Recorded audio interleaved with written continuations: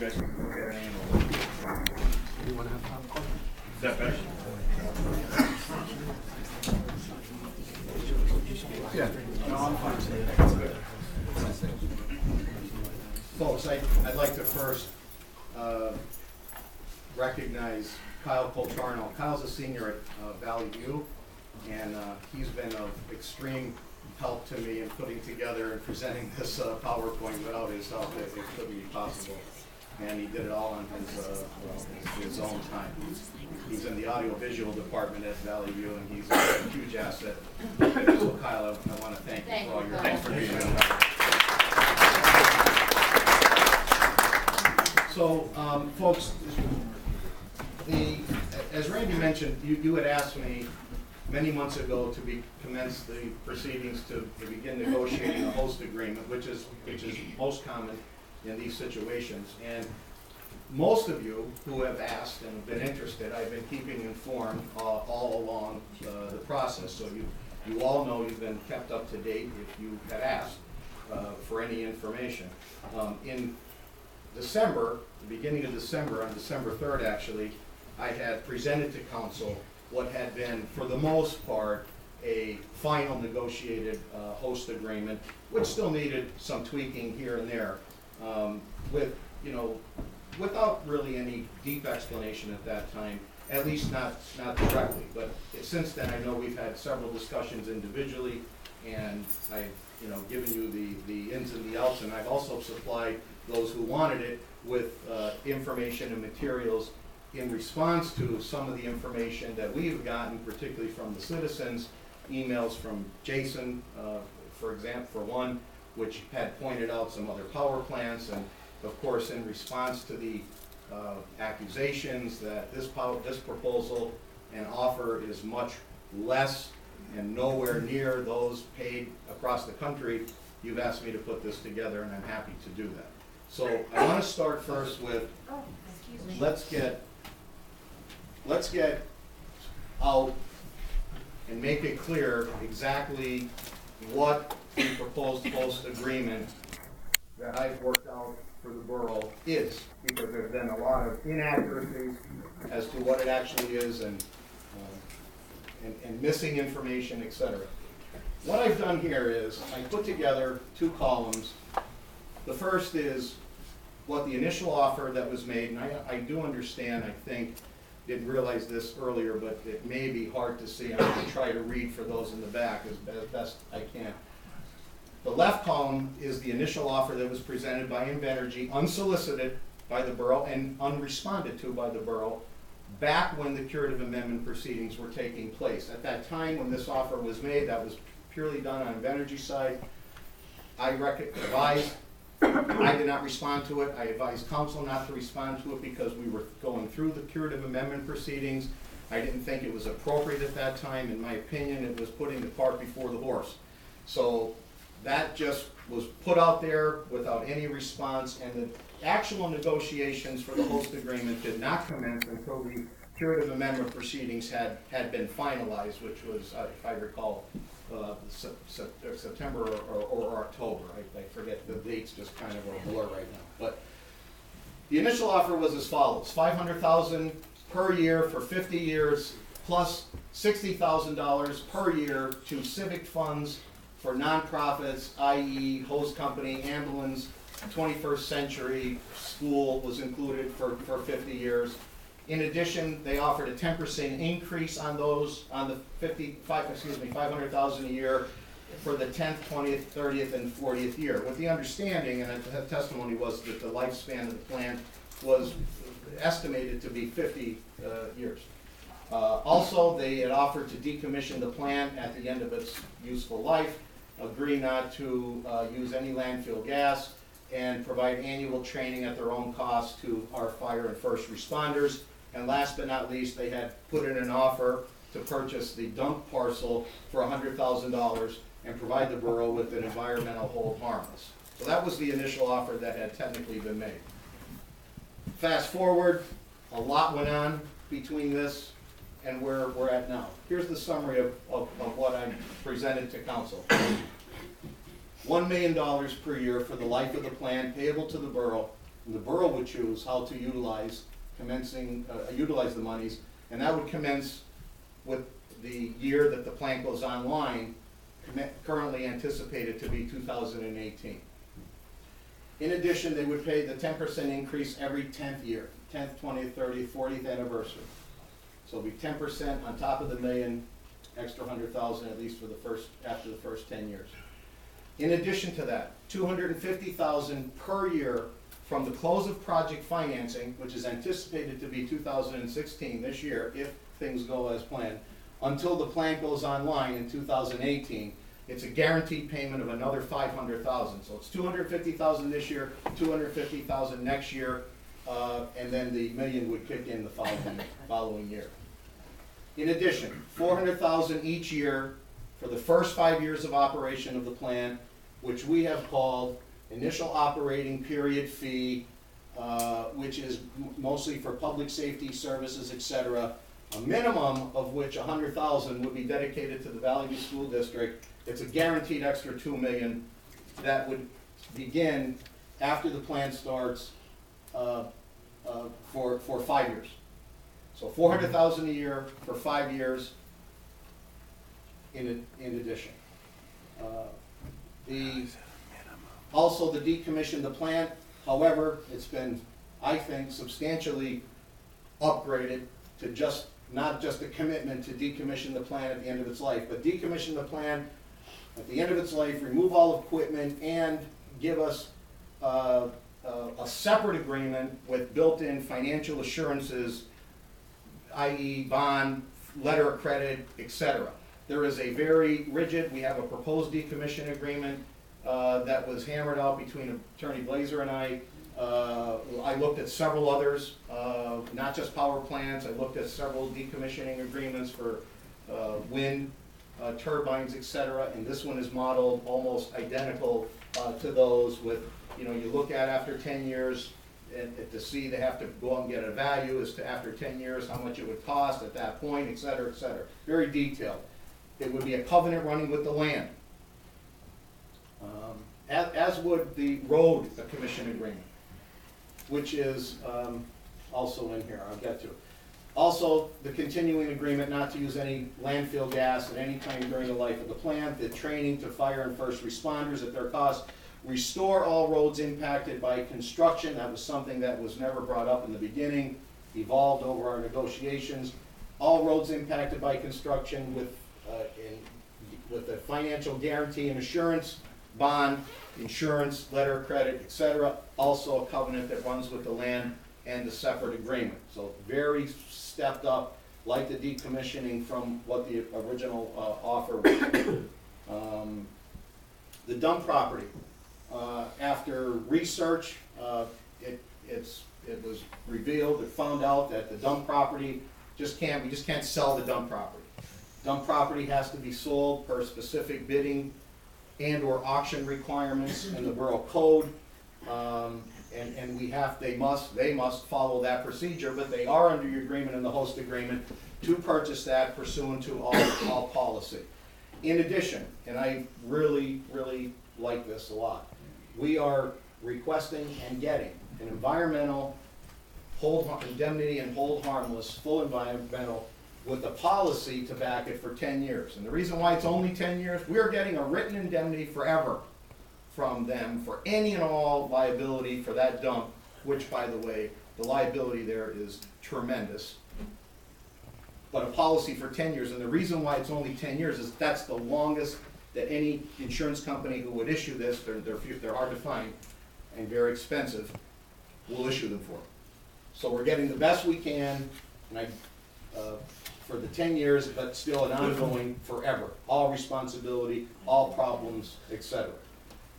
Including any encroachments that are up there. Reimburse the borough for all costs of the auction for the dump, including the appraisal fee, which, by the way, the borough is required to get an appraisal done of that before we go through the requirements. Last but not least, they're going to reimburse the borough for all costs incurred as a result of this project, commencing in November of 2014, which was really when the curative amendment application began through the issuance, the final issuance of all permits. So for the year and, well, I'll say a half that this has been going on, all attorney's fees, all engineering fees, all consultant fees, all out-of-pocket costs, security at the high school, cost of advertising for all the hearings that we had to have, the cost of the transcripts for all the court reporter, you name it, whatever was involved with this plan that the borough has incurred, they are making us whole. I can tell you that the attorney's fees through last month alone are close to $50,000. The engineering fees, I believe, might be parallel with that. So, you know, those fees are significant. So that is what the host agreement that is on the table is. Now let's look at kind of a summary of what that means. As I said earlier, the host agreement is anticipated to go 50 years. There was some testimony during the hearings, I recall, that it could be as short as 40, as long as 50, maybe more. So what I decided to do was just kind of go with a kind of a, for comparison, a 45-year mark. So under this agreement, they would end up paying the host payments alone, that's the $1 million with the 10% increases to the borough, and only the borough, $53,730,500. The construction, interim construction periods for the 2 years before they go online, $500,000. The initial operating period payments, the 5 years from the time, for 5 years after the project is rolling, $2 million.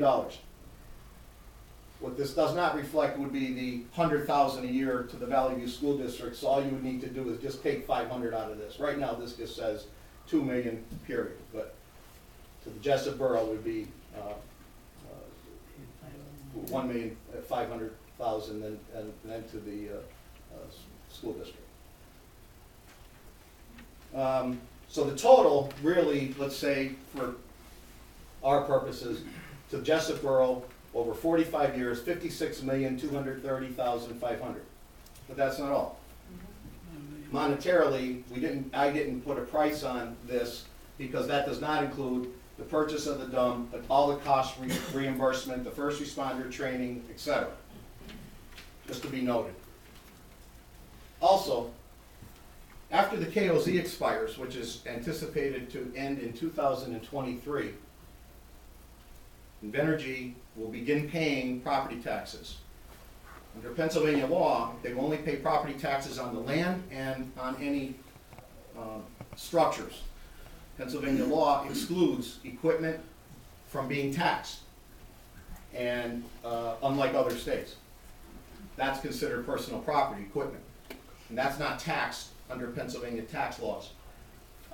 So they will end up paying real estate taxes according to whatever the assessed valuation is set at, as set by the Lackawanna County Assessment Board. That's their job. As they assess, they give everybody's house its own assessment. When you multiply the set assessment that's on your home by whatever the millage is set by the 3 taxing entities, that equates to the dollar sign you pay in taxes every year. Usually a person's assessed valuation remains constant. In Lackawanna County, our assessed valuations have remained very constant since the 70s because there's been no countywide reassessment. That's not the case in other counties, but in Lackawanna County that's been true.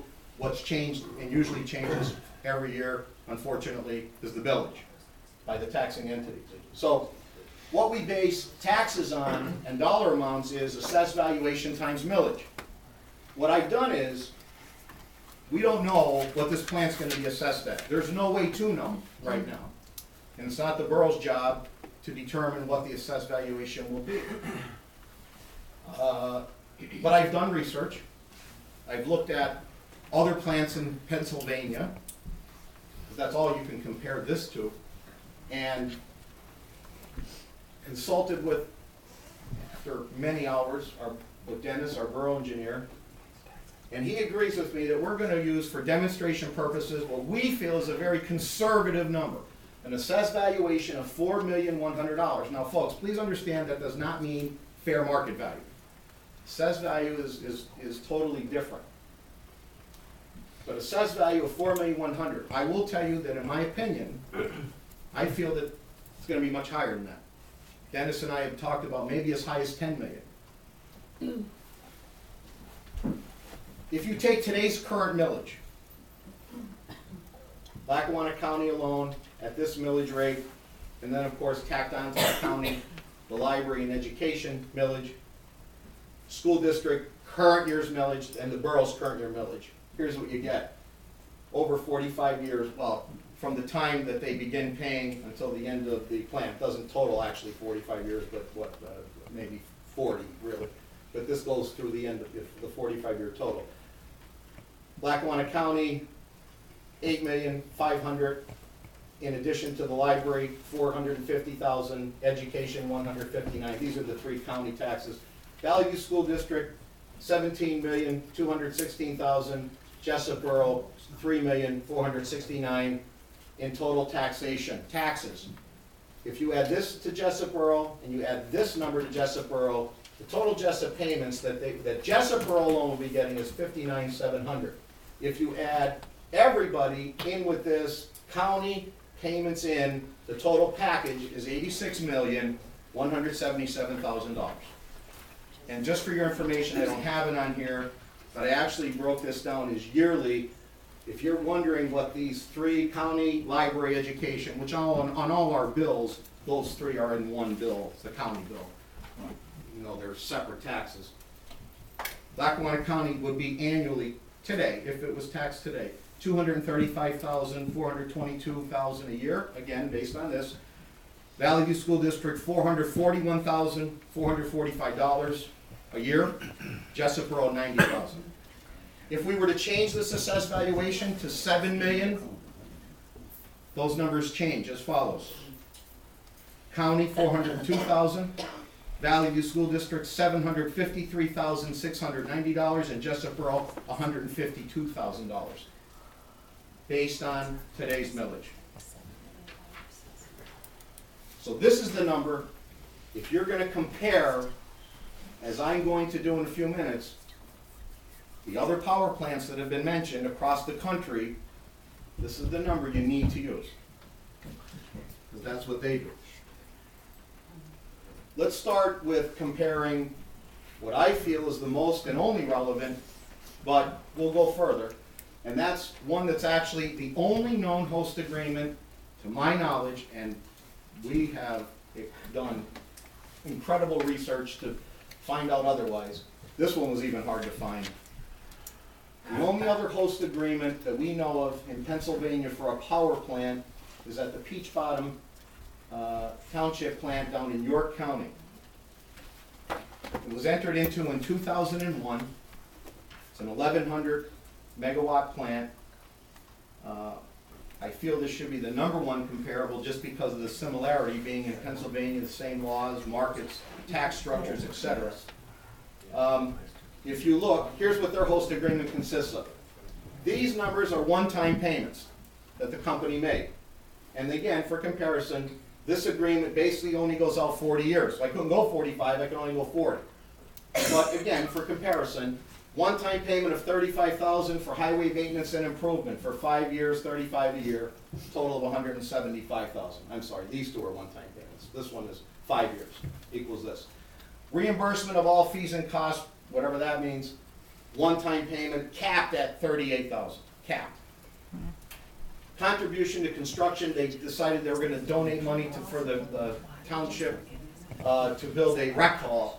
They donated $450,000, one-time payment, cap. And then they have this very convoluted tax. They're paying taxes. So this is pure host. I'm going to get into this more in a minute or two. This is kind of a combination of a pilot, that it can't be called a pilot because it's not a pilot. What they did was, as we have proposed, this company is paying taxes, and they're not KOZ or anything down there, or were, to my knowledge, but they're just paying